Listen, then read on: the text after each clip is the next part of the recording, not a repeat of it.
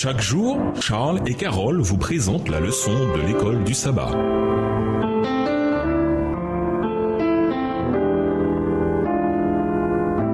Bienvenue dans votre émission. Dieu nous parle. Nous voilà à la leçon de vendredi.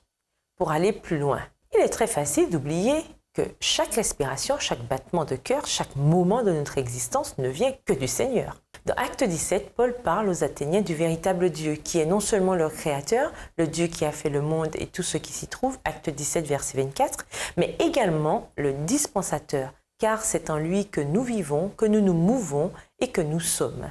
Acte 17, verset 28. Les Athéniens ne connaissaient pas le vrai Dieu. Nous, chrétiens, si. Et cette prise de conscience doit être centrale dans notre manière de vivre. Dieu a beaucoup de doigts sur nous et par conséquent, nous devons vivre conformément à ses doigts. Dieu agit aujourd'hui de la même manière à notre égard. Il place ces trésors entre nos mains, mais il exige que nous en mettions fidèlement à part un dixième pour faire avancer son règne. Ce dixième est réservé pour son trésor. Il lui revient, c'est sa propriété. Étant sacré, il ne peut être affecté qu'à un saint usage, à l'entretien de ceux qui sont chargés de proclamer le message du salut dans toutes les parties du monde. C'est ainsi que les fonds afflueront continuellement dans sa maison et que la lumière de la vérité sera portée à tous les habitants du globe.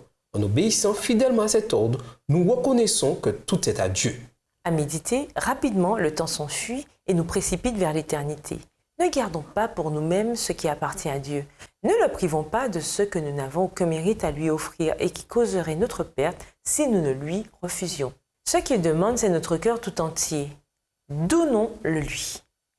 Il est sa propriété parce qu'il l'a créée et qu'il l'a rachetée. Il veut notre intelligence. Donnons-la lui. Elle est à lui. Il nous réclame notre argent. Donnons-le lui. Il lui appartient. Que veut dire Ellen G. White quand elle dit « Ne gardons pas pour nous-mêmes ce qui appartient à Dieu. Nous n'avons aucun mérite à lui offrir et cela causerait notre perte si nous le lui refusions. » De quoi nous privons-nous quand nous ne donnons pas la dîme? Réfléchissez si tous les membres d'Église faisaient ce qu'ils veulent de la dîme, c'est-à-dire s'ils envoyaient à toute cause qu'ils considèrent juste et non à la maison du trésor. Pourquoi serait-ce une mauvaise idée? Qu'arriverait-il à notre Église? Pourquoi de tels actes contribueraient-ils à entraîner une terrible fracture en notre sein parmi nous? Dans Luc 21, Jésus a loué la veuve qui avait donné son argent au temple malgré toute la corruption qui y régnait et dont il était conscient. Qu'indique sa réaction à ceux qui pensent qu'ils peuvent détourner leur dîme à cause des questions qu'ils se posent sur l'usage que l'on en fait? Pour conclure, dans notre culture actuelle circule une idée populaire, l'évangile de la prospérité. En d'autres termes, si vous êtes fidèle dans les dîmes et les offrandes, des bénédictions financières vous sont garanties en retour. Cependant, on ne devrait pas donner à Dieu juste parce qu'on s'attend à ce qu'il nous donne quelque chose en retour ou pour gagner le salut. Donnons simplement par amour pour lui, parce que nous voulons adorer notre Créateur et célébrer le don de la vie éternelle qu'il nous donne en Jésus. Au revoir. Et à demain si Dieu veut.